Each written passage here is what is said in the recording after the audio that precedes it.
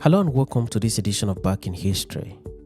You would recall that in our previous episodes on the Nigeria-Biafra War, we've narrated the root causes of the war, the declaration of the independent state of Biafra by Ojukwu, the crack of the first bullet of the war by the Nigerian side, the response by Biafra, and the events that took place at the battlefield.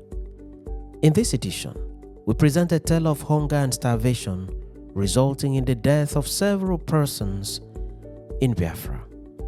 It is reported that out of about 3 million people that died in the war, not less than 1 million died of hunger and starvation alone. The sight of children suffering from kwashiorkor was horrifying. Nigeria had placed a total blockade, thereby stopping food supplies to Biafra.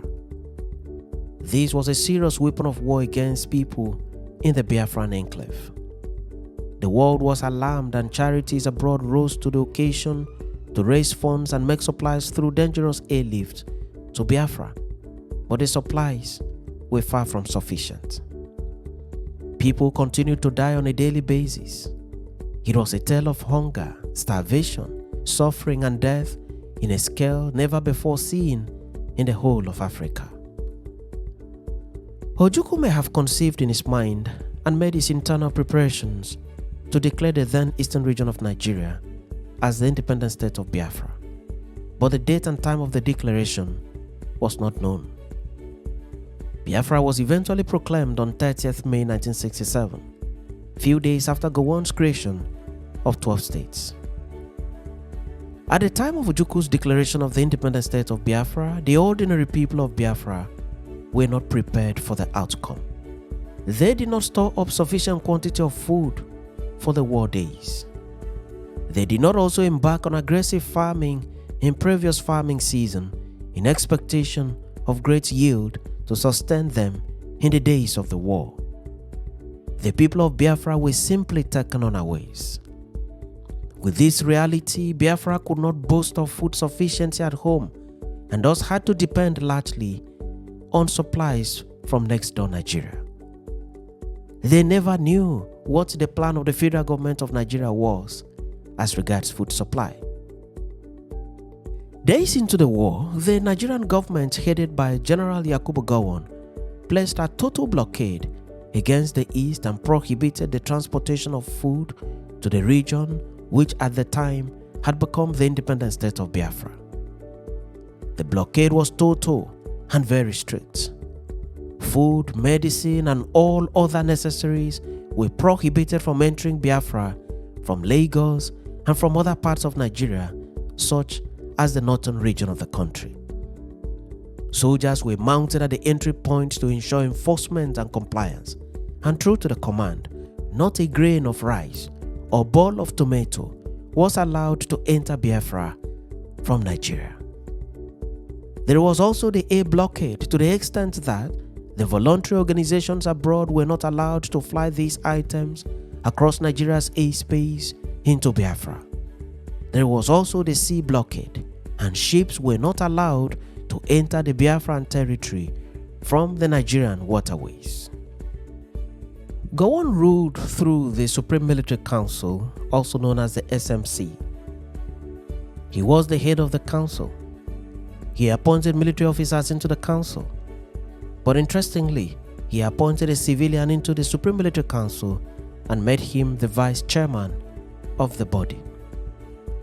That civilian vice chairman was Chief Obafemi Awolowo. Awolowo also doubled as the Minister of Finance for Nigeria throughout the wartime. He was an influential and highly regarded politician.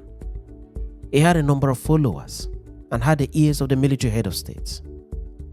He had previously served as the premier of the Western region and also served as the leader of opposition at the center. It has been stated by some reports that General Yakubu Gowon drafted him into the military-dominated Supreme Military Council and made him the vice chairman and Minister of Finance so as to make him unavailable for Ojukwu's Biafra. The Nigerian government had feared that if Awolowo is wooed to Biafra by Ojukwu, the effect on Nigeria would be too much to imagine. Chief Awolowo was a crowd mover and would have obviously moved with the Yoruba people of Western Nigeria. Chief Awolowo turned out to be a very useful member of the Supreme Military Council and was about the only technocrat there. It is reported by some sources that Chief Awolowo was the brain behind the idea of placing a total blockade against Biafra as a weapon of war. Wikipedia, the online information storehouse, captures Chief Obafemi Awolowo's position on the blockade in the following words, quote, "All is fair in war, and starvation is one of the weapons of war. I do not see why we should feed our enemies fat only to fight us harder." End of quote. You can find this quote on the internet by typing the search phrase, "Blockade of Biafra." This was the philosophy that propelled the blockade. In his book, Nigeria and Biafra, My Story, Major General Philip Effiong at page 269 has made reference to this situation thus, quote, "The late Chief Obafemi Awolowo, Federal Minister of Finance during the Civil War and Gowon's deputy in the Federal Executive Council, was reported to have made a statement that all is fair in war and starvation is one of the weapons of war. If indeed Awolowo made this statement, he must have made it out of an understandable anxiety to see an end to the war. Before now, the federal side had given many deadlines for ending the war but did not succeed. Instead, the war of attrition became protracted beyond what anyone had bargained for, in spite of the assurances of a quick surgical operation. Indeed, it was Awolowo's realistic, if not macabre solution that more than anything else facilitated the collapse and demise of Biafra. It became the tacit policy of the federal government of Nigeria and made nonsense of all talks for relief to the suffering masses in the Biafran enclave. End of quote. Major General Philip Effiong was a high-ranking officer and combatant in the Biafran War. You would recall that in our previous episodes on the Nigeria-Biafra War, whether the idea of the blockade was exclusively the brainchild of Chief Obafemi Awolowo or it was a product of deliberation by the Supreme Military Council, the fact remains that the blockade dealt a serious blow on the people of Biafra and on the Biafran War. It was itself a war against the masses of Biafra, and the impact of the war was felt by every home in Biafra. There was food insufficiency, there was hunger, people fell sick and could not find basic medication because of the blockade. With the passage of time and the continuation of hostilities, hunger and starvation killed several people in competition with the ones killed by the bullets. As the bullets killed on the one hand, hunger and starvation also killed on the other hand. Children began to grow big and protruding tummies. They suffered from what was described as kwashiorkor. They lost flesh and became bony, remaining only their heads to the extent that one could count the ribs on their chest. They became sick as a result of malnourishment. Basic items like sugar, salt, and fish were lacking in Biafra. Everyone in the Biafran enclave was affected.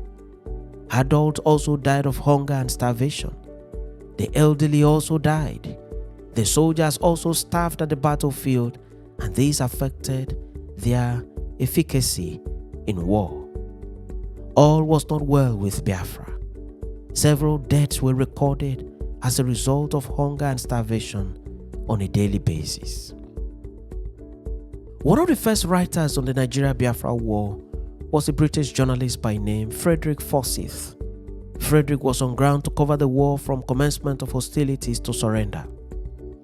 In his book titled The Biafra Story, Frederick has noted thus, quote, "There was not one priest, doctor, relief worker, or administrator from the dozen European countries who worked in Biafra throughout the last half of 1968 and watched several 100,000 children die miserably, who could be found to suggest that the issue of starvation needed any playing up? The facts were there. The pressmen's cameras popped, and the starvation of the children of Biafra became a world scandal. End of quote. Pictures of malnourished and dying children soon circulated across America and Europe, leading to the mobilization of food and medicine by humanitarian agencies for the malnourished and dying people of Biafra. A leading charity organization on this mission was the Caritas Internationalis. Caritas is a humanitarian body owned and operated by the Catholic Church. As at today, Caritas is in Africa, Asia, Europe, Latin America, the Caribbean, Middle East, North America, and Oceania. It offers relief materials and food to those in extreme need and is about the biggest humanitarian organization in the world after the United Nations. The Igbos of the defunct Republic of Biafra are predominantly Catholics, and the provision of food and other necessaries to Biafra by Caritas was more of a sacred obligation. Funds were raised abroad and the relief materials were quickly purchased. The people of Ireland, also a predominantly Catholic nation, equally contributed immensely to the purchase of relief materials for Biafra. Other organizations also supported the cause. Note that these humanitarian organizations did not take side in the war, but were simply moved by the need to provide food and other materials to the suffering and starving people of Biafra. The International Red Cross also played a significant role. Countries around the world also provided supplies for Biafra. The push to assist Biafra with food was massive, but there was a serious impediment. Nigeria had prohibited everyone from flying across its airspace to supply anything to Biafra. There was a threat that any plane seen on the Nigerian airspace would be shot, and as a matter of fact, on 5th June 1969, a Red Cross plane, a DC-7, was shot and brought down by Nigerian air fighters near Ekiti in present-day Akwa Ibom State. Olusegun Obasanjo has made reference to this in his book, My Command. The plane was loaded with relief materials. The plane had a mixed crew of Swedish, American, and Norwegian citizens. This was a devastating blow to the coordination of relief efforts to Biafra. Countries became afraid of their citizens being killed. The relief efforts thus slowed down and the death toll in Biafra continued endlessly on a daily basis. An alternative route was then invented to airlift food and other relief items to Biafra. This route was a dangerous one. It had to do with the loading of relief materials into the aircraft by day and flying the aircraft into the Biafran enclave by night. The planes were to take off from places like Libreville in Gabon and Sao Tome, and from there the planes would land in Biafra under the cover of darkness. These are two countries close to the bight of Biafra, and one did not really need to pass through the Nigerian airspace before landing. It was a case of taking off and landing straight in Biafra. During landing, the lights in the makeshift airports in Biafra were turned off to avoid the planes being shot at by Nigerian soldiers. It was indeed an audacious decision and one of the most dangerous adventures in aviation history. Roads with long stretches were converted into airports. One of these was the Uli Airport. This was one of the wonders of Biafra. Planes landed and took off from here successfully, and relief materials were safely delivered to Biafra. It was so dangerous a mission to the extent that most airline owners abroad refused to use their planes for the mission despite the amount of money promised to them.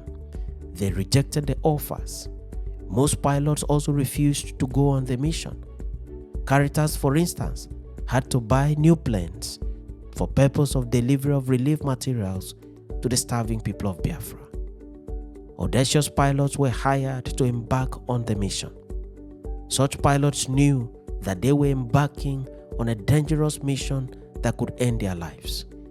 Some of them lost their lives in the mission, as some planes were brought down in the process and others crashed by sheer accident owing to the insufficiency of facilities in the airports. It was a case of taking the ultimate risk for the sake of the dying souls in Biafra. Reverend sisters and reverend fathers were deployed to assist in Biafra. They were the ones who assisted in the distribution of the relief materials for Caritas, while other social workers assisted in the distribution of materials for the other charity organizations. In some instances, food items were cooked at a central location in Biafra and distributed to the children and the hungry and beleaguered adults. Stockfish from Norway was also distributed in a bid to increase protein intake. At other instances, raw food items were shared to the families to allow them prepare them at the refugee camps or at their homes for family consumption. The medical needs of the people were also catered for by reverend sisters who were medical doctors and by other social workers who were in the medical field. The missionaries also catered for the spiritual needs of the people of Biafra.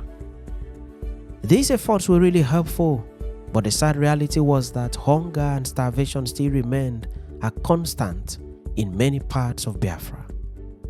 Since it was a dangerous mission to deliver food and other relief materials to Biafra with planes, the supply was irregular, and when the planes eventually arrived, distribution to all corners of Biafra also posed a serious problem in an area that was ravaged by war and endless firing of bullets.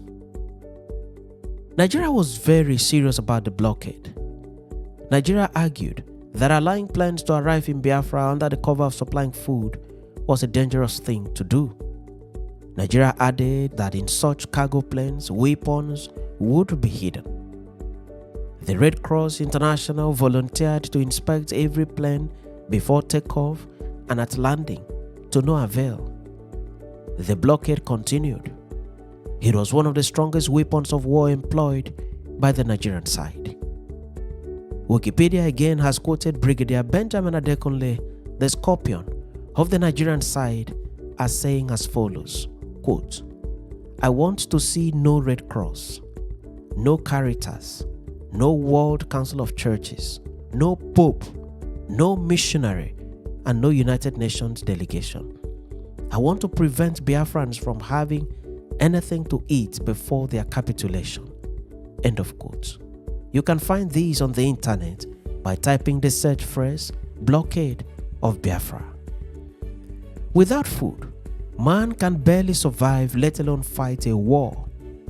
It has been reported that out of the 3 million people that died during the war, about 1 million died as a result of hunger and starvation. It was indeed a tale of hunger, suffering, and death.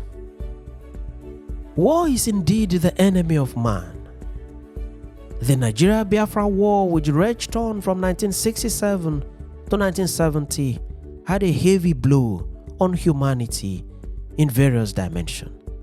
And the story of the Biafra-Nigeria War shall remain in the history books of the world for many years to come. Thanks for watching this edition of Back in History, and do remember to subscribe to this channel or follow the page for regular notification on every new video. I remain your friend and host, Ekemini Udim, wishing you the best of time as you continue to accompany me on this historical journey into the history and story of Africa.